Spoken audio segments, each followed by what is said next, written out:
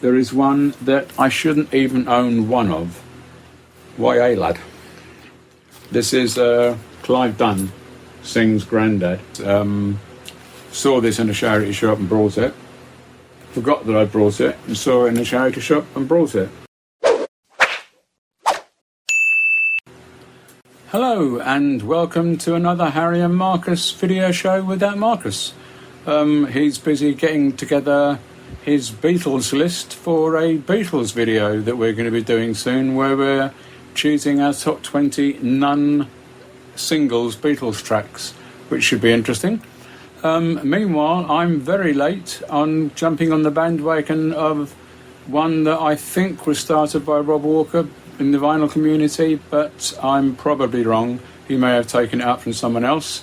It's albums that, for whatever reason, whether they've been re-released and remastered and you brought a second copy of it, or whether for some reason you just ended up buying two copies, that you've got more than one copy of. My first one is Kate Bush and what is it? Lionheart. I brought this one, and I've also got this one, which is my preferred copy because it hasn't got the price sticker on that I can't get off. But this one hasn't got the cover on. Hammer Horror, wow, with the two singles on it. Great album. I love Kate Bush. I love her first 4 or 5 albums. I wasn't overly fond of her last album, but I have no idea why I brought 2 copies of Lionheart, but I do. Number 2 is Lindsay DePaul, and again, same thing. The old Rag Records sticker. I brought a collection from Rag Records and I can't get their stickers off. Maybe that's why I brought a second copy, although this one doesn't look like it's in great nick with the sellotape along the bottom. But it's the album Taste Me, which has must have a single in it. No, can't see one on it. No, My Man and Me I think was a single. But I like Lindsay DePaul. I thought she was great, and it's very sad that she passed away. But for some reason or other, and I don't know why, I've got 2 copies of Taste Me. No, I haven't. Yes, I have. The next one is a bit different. It's Sandy Shaw and the Sandy Shaw Supplement. It originally came out in 1968 with this cover, with Sandy looking very sporty, driving a car. And then it opened up into a gatefold sleeve with Sandy looking very sexy there in her white gear. And on the back, it had Sandy looking like Santa Cata Barbarella. It's an interesting album because it's where she does a lot of cover versions. Route 66, Homeward Bound, Satisfaction, Words by the Bee Gees. Right, the other ones I don't know, but I'm assuming they're all cover versions. Right to Cry, the Sense of Love, Our Song of Love. But for some reason, they released it in 1968 and then re-released it in 1969 with the original back cover now becoming front cover. And a still of her in the car on the back. I think the difference being is that this is on Pie Records and this is on Marble Arch, which is a Pie subsidiary. But yeah, I brought them both because I collect Sandy Shaw, so I had to have them both in my collection. The next one is Emma Blackery. I collect Emma Blackery. I love her music, and I brought the album Villains when it came out, and then went on her website and found that I could get one for the standard price of £18, but signed by Emma. So I brought it, and I think, like all of her albums, it is in coloured vinyl. Yeah, this one's in translucent yellow. Great album. I really like her new single, which is called... Oh, what's it called? I was playing it in the car this afternoon and I forgot what it's called. Anyway, it's a great new single. Just go on to Spotify and look for Emma's new single. It is well worth listening to. This one has Dirt, Agenda, Fake Friends, Icarus, Third Eye, Burn the Witch and Villains Part 1 and 2. Great album, and I have two, but there's a reason for that. One signed. The next one that I have two, or the next two that I have two of, are a bit of a cheat. I collect both the old Top of the Pops albums, which are the cover version albums, where famously Elton John and David Byron played on some of them. I've got literally two whole shelves of those, and I'll do a video of them one day. But I also collect all of the original artists' albums, like 20 Greatest Hits, that were all very popular in the 70s and early 80s until the Now albums came out. This is one of the first ones I brought, Music Explosion, and I have two copies of it. Came out in 74, has Kung Fu Fighting, Rock Your Baby, Kissing in the Back Row of the Movies, Seasons in the Sun, One Man Band, Another Saturday Night, Stuck in the Middle, The Black Eyed Boys, Your Baby Ain't Your Baby Anymore, This Town Ain't Big Enough for Both of Us, Summer Love Sensation, That's Just Side One.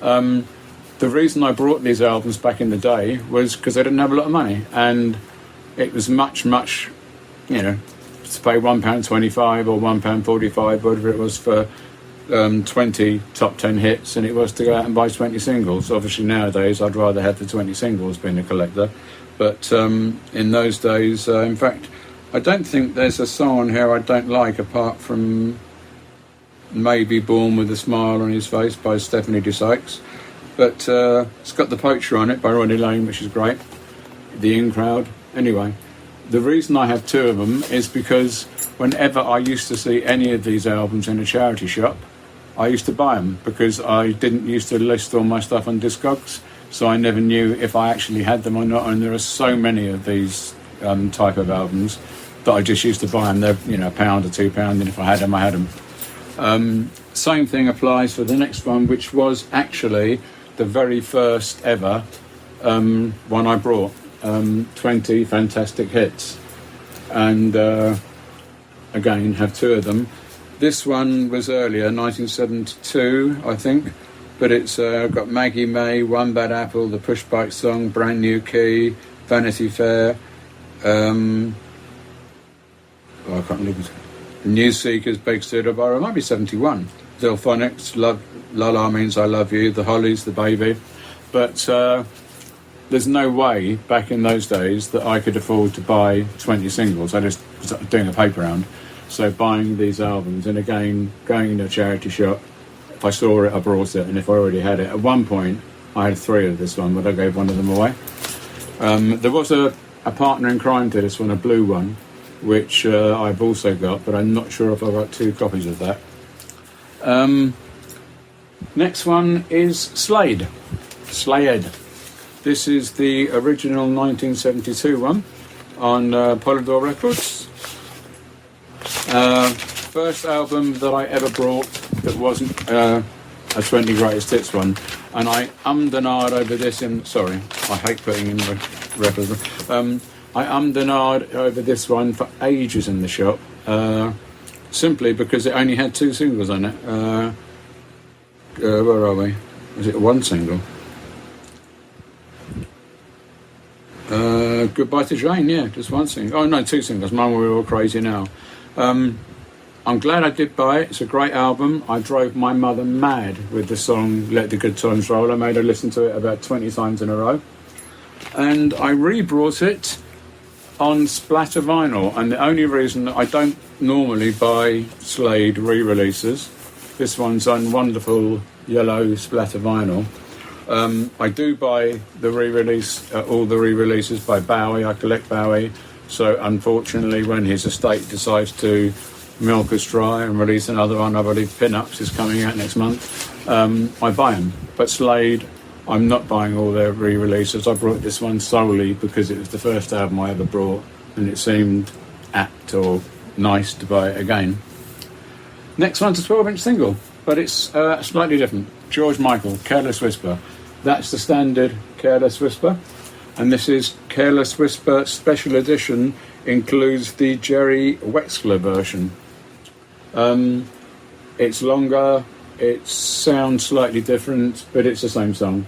I like George Michael, thought he was a really nice man.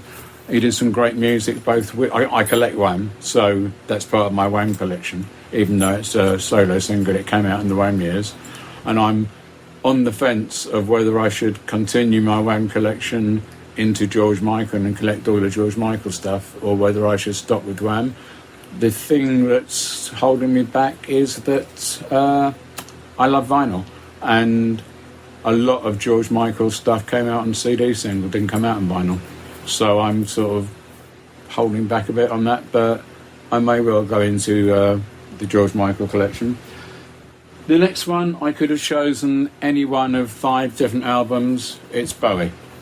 I've chosen Aladdin Sane because I've shown Ziggy in another video. I can't remember which one's the original one. One of them is a silver one, which I think, yeah. This is the 2017 grey version.